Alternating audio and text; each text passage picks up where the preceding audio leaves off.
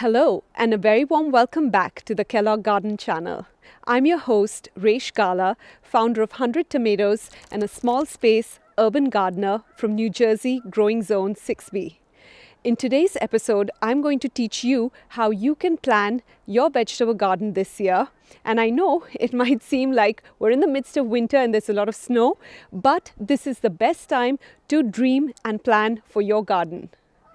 In today's episode, I'm going to talk all about sunlight, choosing the right location, soil considerations that you must think about, and raised beds, how to plan and design them.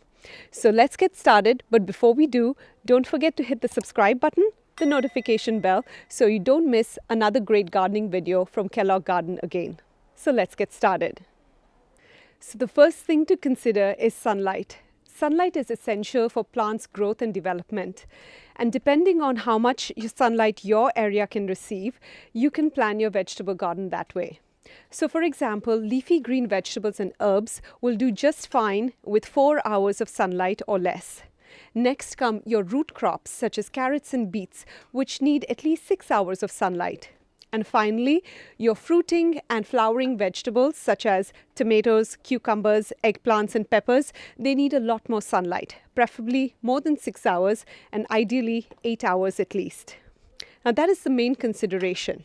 However, the other thing you need to consider in terms of sunlight and picking a location for your vegetable garden is try and choose the southernmost spot which gets the maximum sunlight.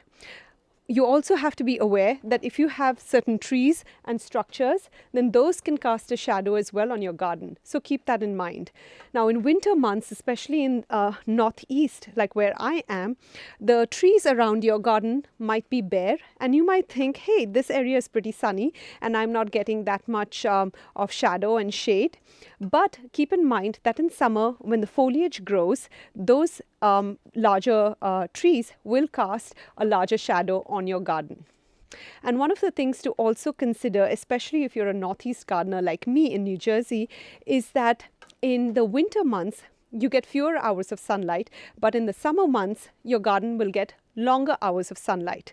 As the earth moves and it tilts and it gets closer to the sun, especially the areas that are in the northern hemisphere, they tend to get more hours of sunlight than the areas in the southern hemisphere. And the opposite is true in the winter months. The areas in the south will get more hours of sunlight as opposed to the areas in the north. So the second most important thing to consider is soil. As you can see, I'm in my vegetable garden right now and I'm growing in raised beds, which is my preferred method. Now, if your native soil is very good and friable, there's nothing wrong with growing in in-ground beds as well, but I prefer to grow in raised beds. And this is because I can control the quality of the soil and I can make sure it's exactly what my plants need to thrive. Now, one of the most important things to consider when choosing your soil is you want the texture and quality to be really good. In terms of texture, you want it to be free from rocks and big particles or materials. And you also want it to be very loamy and fine. And in terms of quality, you want the soil to be high in organic matter, especially things like compost, peat moss or coco coir, so that it has good drainage as well.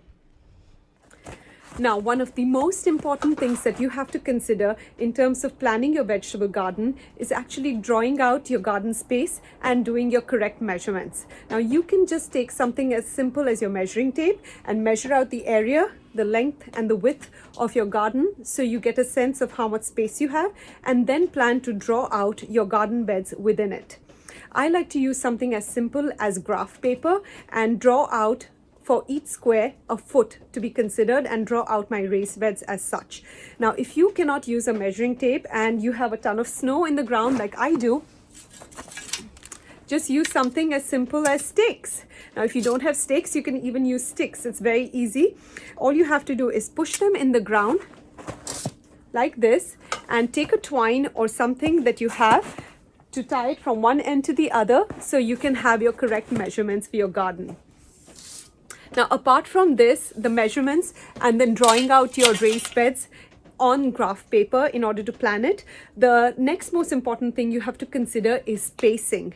In terms of spacing, this is crucial because I like to have at least 2.5 to 3 feet distance between each of my raised beds. And the reason for this is so that I can comfortably move a wheelbarrow in between the place to put soil or to, take out plant material, things like that. And initially when you're planning your garden, especially in spring, the seedlings are so small and you might think, hey, I have a lot of space between my beds. Did I make a mistake? But no, you didn't. Because when the plants grow and they start fruiting and they get bushy, you will be, feeling that you don't want to be tight and lost for space. So you want some comfortable area to move between your plants and between your raised beds as well. So 2.5 to 3 feet is ideal, especially when you have multiple raised beds like I do. Now, if you just have like 2 raised beds and you don't have that much space and you want to push it against the wall or against some structure, then you don't need that much space against the wall and between your raised beds. Just having about, 1 foot distance is more than enough. Now, in terms of height for your raised bed, that is also important. If you need a garden that's accessible for older people, then you want something that's higher in height, especially maybe 1.5 to 2 feet, like 18 inches to 24 inches high. If it is just kids who are going to be using it, it might be okay to have something that's much shorter than that. Now, one other thing to consider in terms of height is, what are you planning to grow in your raised beds? If you're planning to grow just things like leafy greens like spinach and lettuces, you can get away with just 6-inch high raised beds. If you want to grow root vegetables that go deep into the ground, especially carrots, ideally you want 10 to 12 inches tall raised beds. And things like tomatoes, they're also okay with 10 to 12 inches. But I find that especially in a restricted raised bed area, the challenge is that you want the roots to go as deep and wide as possible. So I like my raised beds to be higher.